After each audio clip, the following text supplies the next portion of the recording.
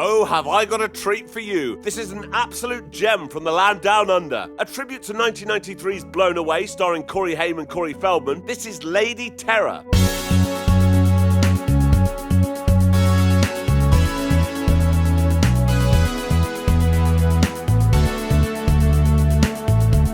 I'm Jay Harangue and I've wasted hours of my life watching terrible films. You should subscribe. This is Jake and he's the main character. Hi. Played by the film's producer and director Nathan Hill. That never goes well. You could say he's Australia's answer to Corey Haim. I'd like to form my own opinion. Jake sees this thug trying to steal this hot woman's bag while she has what appear to be stomach cramps and steps in to help. You okay? Yeah, she seems fine, but he offers to take her to the medical centre just to be sure. She has a miscarriage.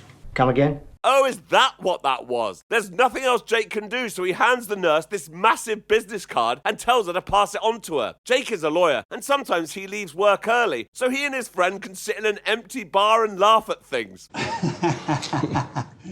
Then we meet the real star of this film, Jake Silver Honda. Are you serious? Yes, the amount of screen time this thing gets is incredible. For some reason, we're treated to a full walk from the car to the house every time Jake gets somewhere, and then the full walk back to the car whenever he leaves. Anyway, at home we meet Jake's fiancée, Celine. So you in the mood today? Not really, babe. Oh.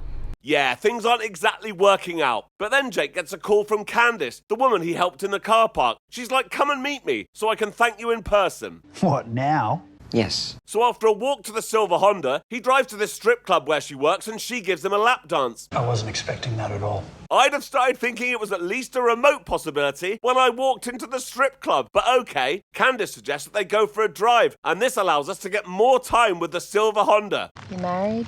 Engaged. You happy? Not really. Then he drives her home, and now we're getting drone footage of the Silver Honda. Wow. If someone could tell me in the comments what the hell this thing is hanging from the rearview mirror, that would be great. Thanks.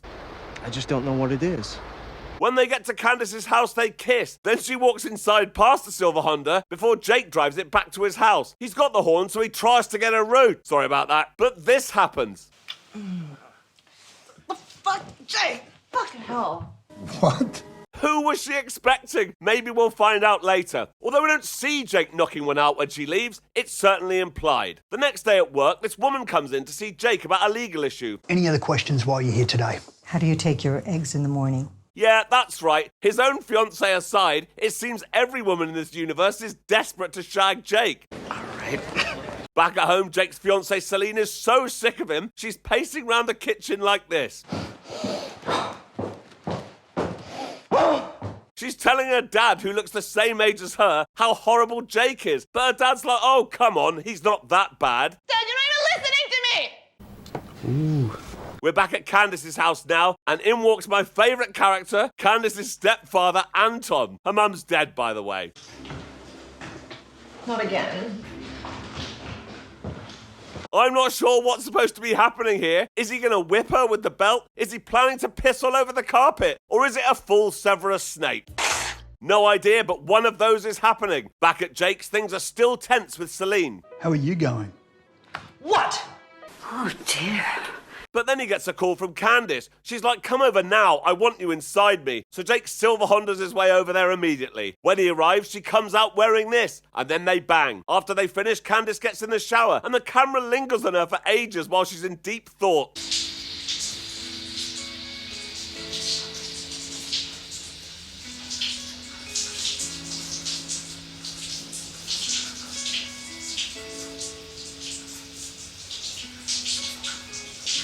In the morning. Are you right?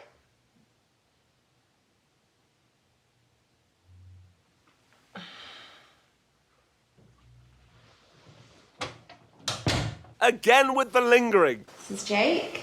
Jake, this is Anton. Anyway, look, I'm late enough as it is. I better get to work. Nice to meet you, Anton. Not really. Jake then Silver Honda's home to tell Celine he shagged someone else.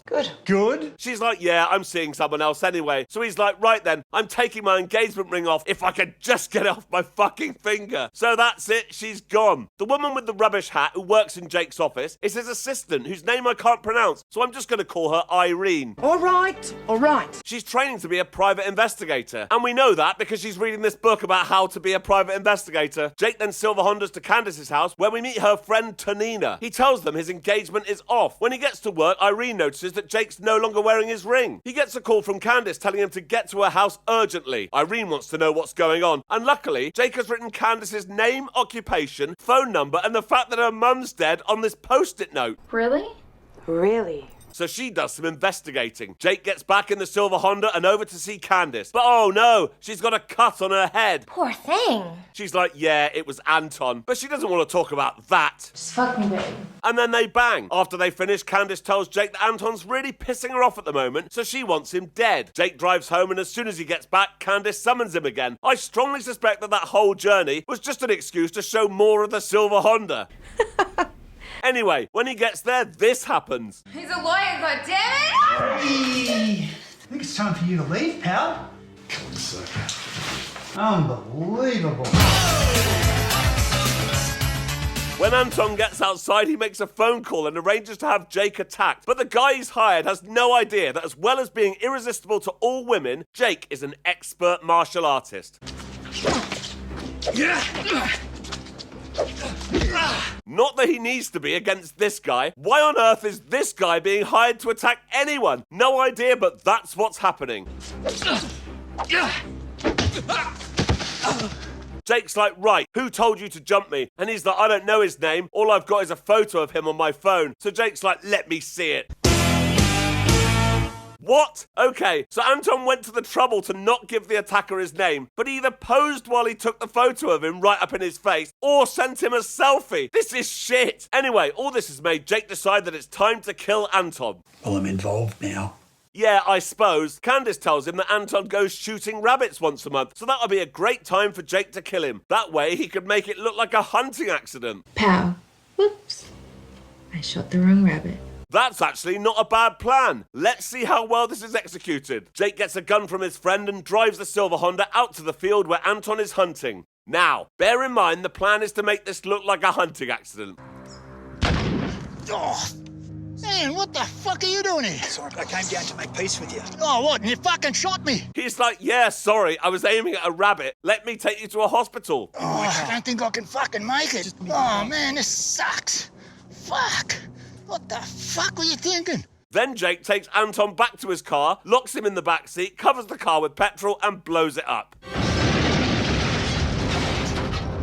He dumps the gun, then Silver Honda's back to Candace's house, just in time for the police to show up. Unfortunately, we're here to inform you that your stepfather's body has been found this morning. All right. What? I'm not sure which is less believable, Candace's reaction or the police officer's chipper delivery of the news. When the police leave, the camera lingers for ages on Jake and Candace staring at each other.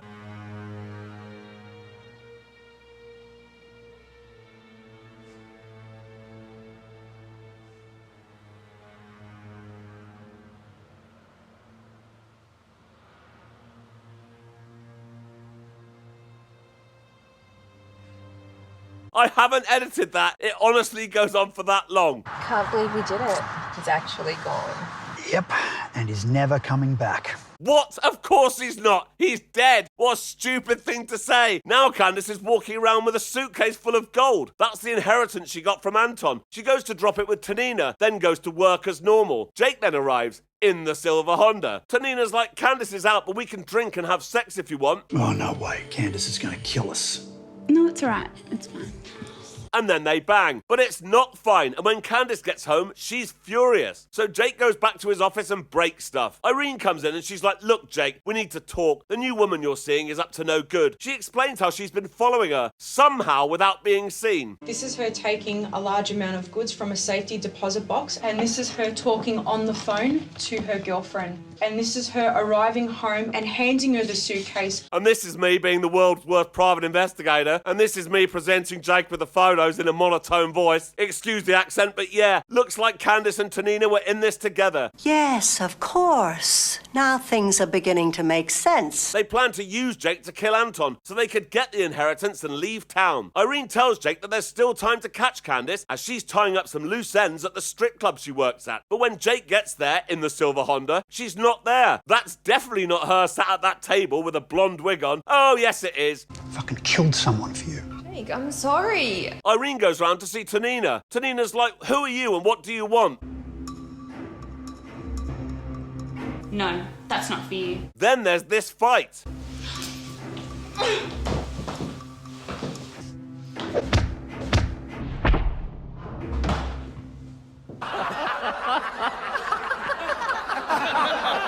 So Irene grabs the suitcase and leaves. Elvis has left the building. Yeah. Irene brings the gold to Jake and tells him to go and start a new life somewhere else. Just start fresh and do whatever. So the law firm is closed, Tanina goes to hospital, Candice is left with nothing, and Jake goes to start a new life in an unspecified location, in the silver Honda. And that's the end of the film. I'm going to highly recommend you watch this for yourself now you know exactly what to expect. Films are supposed to be entertaining and this one does not disappoint. It's available on all streaming services and it's only 80 minutes long, so get some friends round if you have them and have a laugh. That is all. So until next time. Thank you for watching. If you enjoyed this, please like and subscribe and check out this other video. Thank you.